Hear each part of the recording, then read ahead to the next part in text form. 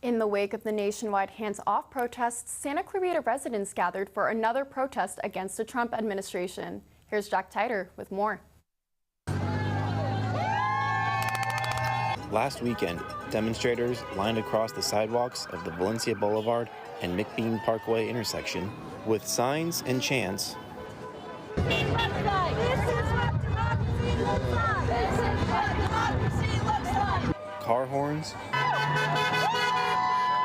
bull horns, What I say, people, you say power, people,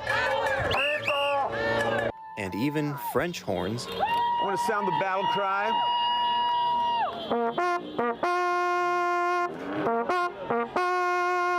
Santa Clarita residents used these tools to rally behind their displeasure with a number of Donald Trump's policies, such as immigration, tariffs, and government cuts. You know, old people whose Medicare, Medicaid are going to be cut. It's going to impact all of us because I believe that our lives are interdependent. We live together. Those who attended the rally believe the Trump administration is abusing its executive power over U.S. citizens. We got to save democracy today if possible. Oligarchy is on the rise. The billionaires have cuts. Major tax cuts. Thousands of protests have been held across the country in recent weeks, all calling for the government to hear their concerns. Reporting for Canyons News, I'm Jack Titer. The stock market has been experiencing some gains after optimistic comments on a trade deal with China from White House Press Secretary Caroline Leavitt. The market saw major losses after uncertainty over President Trump's tariffs. But what exactly is a tariff? Canyons News reporter Christopher Casey tells us more. I always say tariffs is the most beautiful word to me in the dictionary. The markets were thrown into chaos as President Donald Trump put tariffs on over 128 nations, including Canada, Mexico, and China. As soon as he put them in action, he hit pause. We are seeing here a huge spike in stocks. For many Americans, this may have been their first time hearing the term. But what exactly is a tariff? So the easiest way to think about tariffs, honestly, is just to think of them as a tax. As an example, when someone orders shoes from a country like China, you may have to pay 125% more than the original price. That when you go to Ralph's and you buy groceries and there's a sales tax on it, that Ralph's is paying the sales tax. Ralph's isn't paying the sales tax. They're passing it on to the customers. Tariffs are no different. As the fear of higher prices increased, protesters vented their outrage at the Stop the Cuts protest this past Saturday in Valencia. All the things that we import to make these products, the taxes on them, the price of them, it's going up, and it's hurting our pockets because this administration doesn't understand how any of this works. For now, the chance has been given by President Trump for nations to play fair with trade. He has said that this move will help the American people and businesses. But if there is no deal struck... I'm not an economist, but common sense tells me that the same thing that caused the dip before will cause the dip again. The concerns will be exactly the same. Much can happen until the July end date for the 90-day pause. For now, we'll have to see how the discussions go. Reporting for Canyons News, I'm Christopher Casey. Snake season is upon us until October or when the weather cools off. But everyone should be prepared for the unexpected outdoors. Reporter Tracy Maroney explains how you can keep your pet safe when hitting the trails. As the weather warms up, more hikers are heading out on the trails with their dogs. But they're not the only ones making tracks in the wilderness. When the air gets minimum temperature at night, gets close to 50, starts consistently being in that temperature, that's when snakes will come break surface and regulate their temperature for a while under items like rocks or boards or things like that. Southern Pacific rattlesnakes are the most common snake around Santa Clarita. Yet, there are still a lot of misconceptions about them. Rattlesnakes, people have a bad reputation. They go, they're aggressive. They're not aggressive. They're very defensive, though. They will hold their ground. So if he sees me, he's just going to watch wherever I walk. He's just going to track me because he wants to know what the heck's going on, right? Dog owners can get some peace of mind with rattlesnake aversion classes, like this one offered by Natural Solutions. Trainers teach dogs to recognize a rattlesnake by smell, sound, and sight, and most importantly, to stay far away. What was that? The main thing I want them to take away is that dogs can be, no matter what their personality type, taught to respect and give rattlesnakes the distance they need. Secondarily, I want people to take away that these things aren't these mythical beasts that can launch themselves 10 feet. They're pretty easy to avoid as long as you're paying attention. Well, we've got 2 dogs, and now we live up in the Antelope Valley, right next to the desert. We are worried about rattlesnakes, so it's good to have some snake awareness. If you're out exploring this spring, stay alert. And if you come across a rattlesnake, don't panic. Just give it space and move on. For Kenyans News, I'm Tracy Maroney. It's time to dig in, literally and figuratively, as communities plant the seeds for a cleaner, greener planet. This Earth Day, local residents are rolling up their sleeves and getting their hands dirty to make a difference. Jessica Makashima has the story. This Earth Day, Santa Clarita residents are getting their hands dirty, cleaning up neighborhoods and planting new trees across the city. Volunteers were invited to pick up free cleanup supplies and mulch, then set out into their own neighborhoods to make a difference. We know that it's not always easy to have gloves and bags, so we wanted to offer the opportunity for people to come and get supplies to make that spring cleaning happen. In the past year, more than 250 new trees were planted across the city, alongside the trimming of over 19,000 others. Thanks to these efforts, Santa Clarita has held its designation as a Tree City USA for over 35 years. Santa Clarita Mayor Bill Miranda calls protecting these trees a serious business. For every tree you think you want to cut down, we may make you plant 2 or 3 trees. That's the way we operate. Residents often notice neglected corners of their communities. With tools and mulch in hand, they're empowered to take action. This community, I would say, is built, on providing services to the public. Some of these public spaces, we, as a city, can't go and clean up. So it's really, really helpful to be able to have helping hands that come through and clean up some of that trash that we can't get our hands on as quickly as maybe the community can. That local service and ownership is what makes initiatives like these work. For me, that's a personal aspect of it that I really, really enjoy, is just seeing how excited people get when they come through and they're able to be an active part of the community. In Santa Clarita, Earth Day is more than a celebration. It's a community effort with lasting roots. For Canyons News, this is Jessica Makashima. Disposing of hazardous waste materials properly is not only important for the environment, but for your storage space as well. Reporter Sophia Mistretta has more on how you can properly dispose of your electronic waste. Over 35 million tons of hazardous waste is thrown away improperly each year. Only a small portion is recovered or recycled, about 1.6 million tons annually. This all ends up in landfills without proper treatment. A lot of just your household products, you'd be surprised, even the smallest electronics, how they have little bits of, lithium battery or corrosive material inside. So when we put out these events, we have sheets that will pretty much tell you everything that we'll take, and you'd probably be surprised to see what's on a list like that.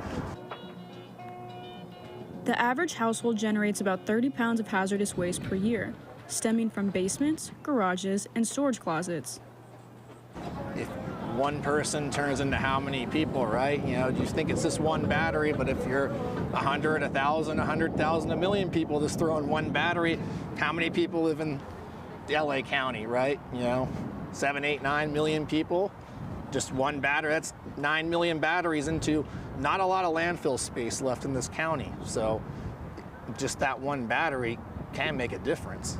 Hazardous waste items can include paint, pesticides, cleaning supplies, and automotive fluid, along with electronics such as computers, phones, and TVs. Designated centers or mobile collection events to dispose of these materials are located all around Los Angeles County.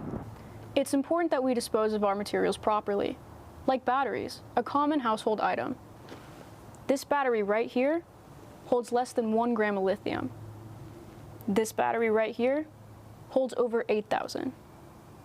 I'm Sophia Mistretta, reporting for Canyons News. Coming up next on Canyons News, Native American culture took center stage on campus.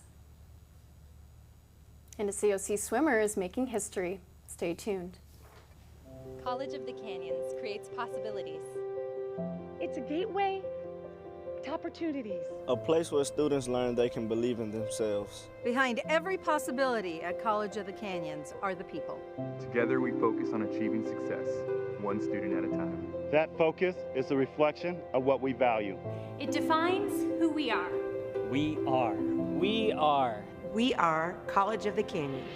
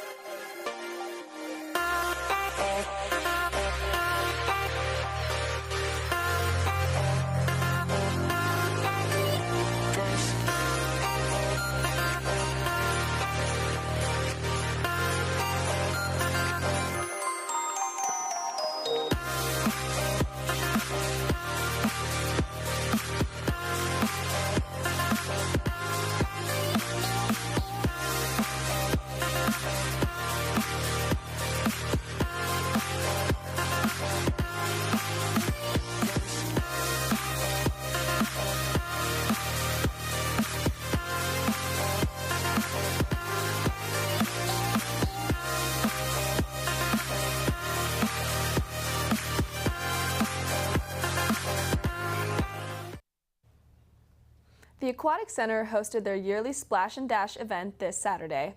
Reporter Joey Gomez takes us inside the center where local volunteers and Aquatic Center lifeguards came together to give kids a happy Easter. The Santa Clarita Aquatic Center is no stranger to hosting community events, and this Saturday was no different. They hosted their annual Splash and Dash egg hunt, where parents could bring their kids to the center so they could walk, not run, to grab as many plastic eggs as they could to celebrate Easter a day early. The event offered 2 separate times to foster as many kids as they could, having a start time at 10 and another at 11.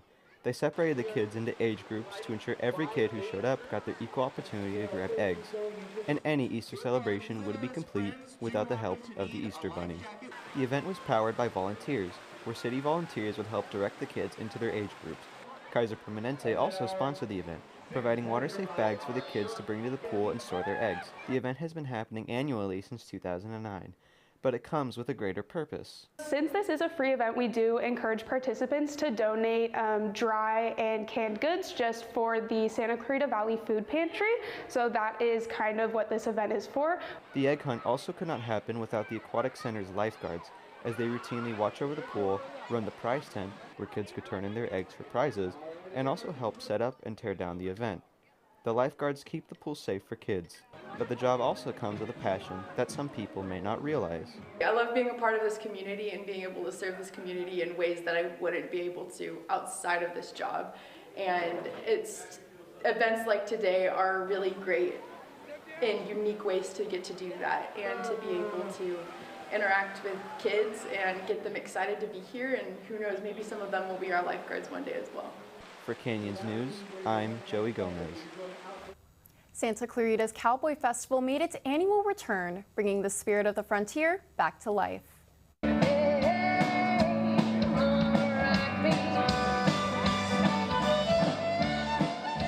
From trick roping to trail barbecue, the 2025 Cowboy Festival lassoed thousands of visitors this weekend at William S. Hart Park. It's a celebration of Western heritage that brings the community together, one cowboy hat at a time. We've been anticipating this. My friend sent it to me a couple weeks ago. We've been just really excited to come through to the event. One thing I was anticipating was being around people who also love country and cowboy. That's one of my favorite things. And personally, what I'm looking forward to is meshing city and cowboy together, and God willing, doing something special with that. Whether you're a fan of country music, cowboy culture, or just looking for some good barbecue, there's something for everyone here at the Cowboy Festival. And judging by the turnout, the spirit of the West is still riding strong here in Santa Clarita. There's a lot of people that have come by and they're like, oh, this feels like I'm back in the past. And so that's kind of our whole thing. For the most part, we try and represent it pretty much as it would be of the time period, which is why we've gone through pretty much getting all the gear and trying to make ourselves look as accurate to what it would be. The dust may settle after the weekend, but for many, the memories and maybe the cowboy hats will stick around all year. This is Leah Pastorio reporting for Canyons News. At College of the Canyons, the heartbeat of Native American culture is resonating powerfully.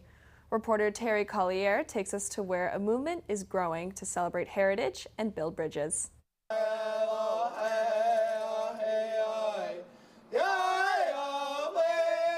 Music filled the air with rich narratives of history and culture. At COC, we have almost 600 Native American students on campus, and it's so important for them to feel part of the campus community.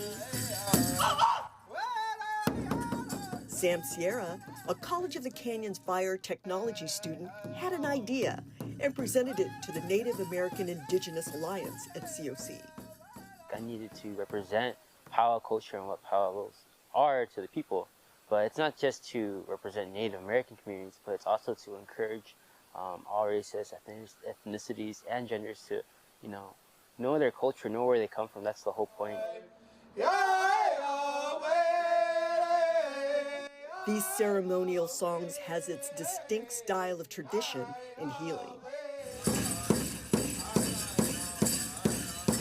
Emotions through movement, like the jingle dress, brings healing and spiritual connection.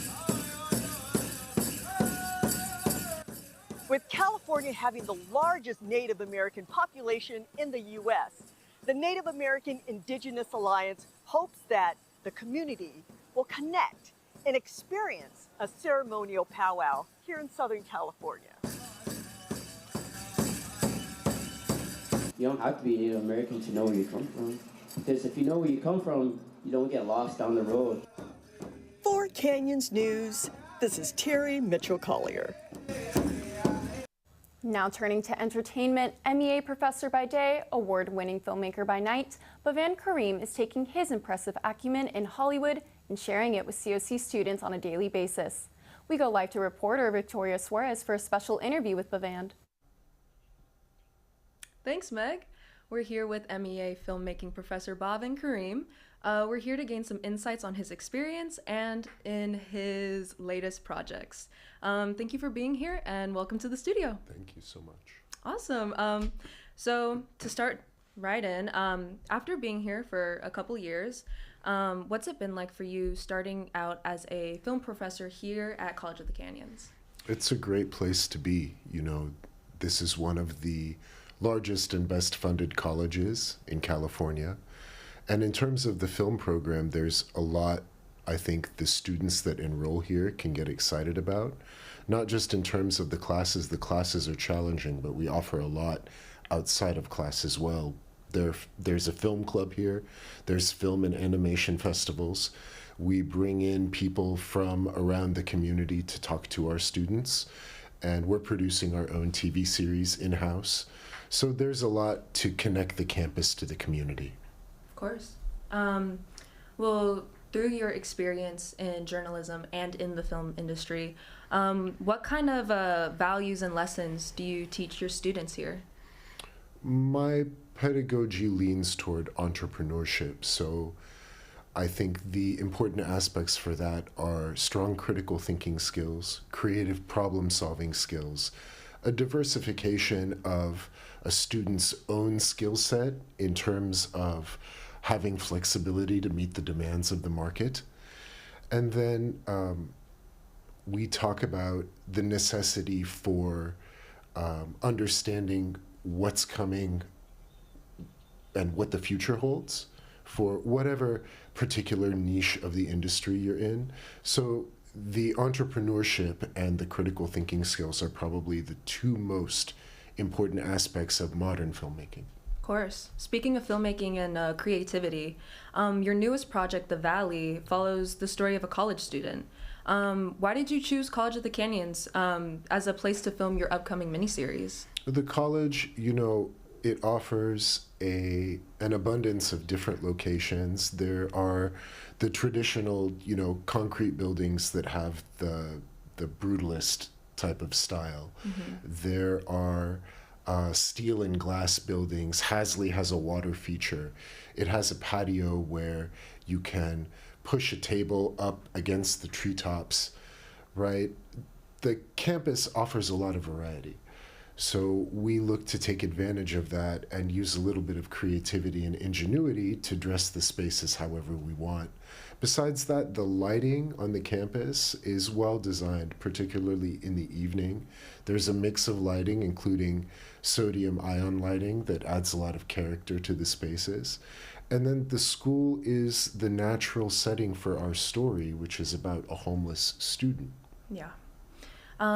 Speaking of homelessness and the economic issues, why do you think it's important to share this story of a student that falls victim into student homelessness?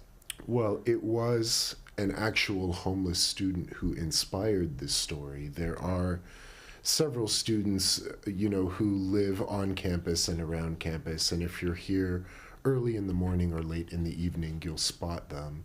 And I was moved by those students, and I just tried to put myself in their shoes and imagine some of the challenges that they must face trying to balance, you know, their education with the demands of adulthood, and then also not having a place to live and not having the stability that is typically afforded to, you know, a student. So that's really what inspired the story. And I thought that a lot of the students here and a lot of our intended audience would identify with that struggle. Yeah. Yeah, of course. That's a beautiful message. It's amazing. To wrap this up, where can we find the show? Where can we watch The Valley? It's going to be on SCV TV, Santa Clarita Valley Television, which is the public access station available here in the Valley. It serves about 300,000 households in the Valley and about 500,000 in greater Los Angeles. And so it'll be on television and on their streaming networks. So we're very excited. The show should premiere in September. Amazing. All right. Thank you so much for being here. That concludes our interview for today. Back to you to the studio. Thanks, Victoria. Choosing a major can be a stressful decision. College of the Canyons hosted an event where students could explore what the college has to offer to try and make the decision a little easier. Reporter Michael Garcia has the story.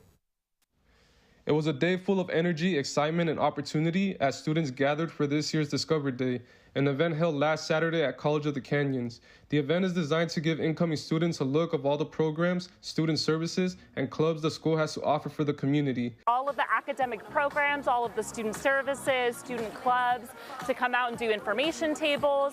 We also organize workshops, so any of the academic departments or student services that want to present information as well.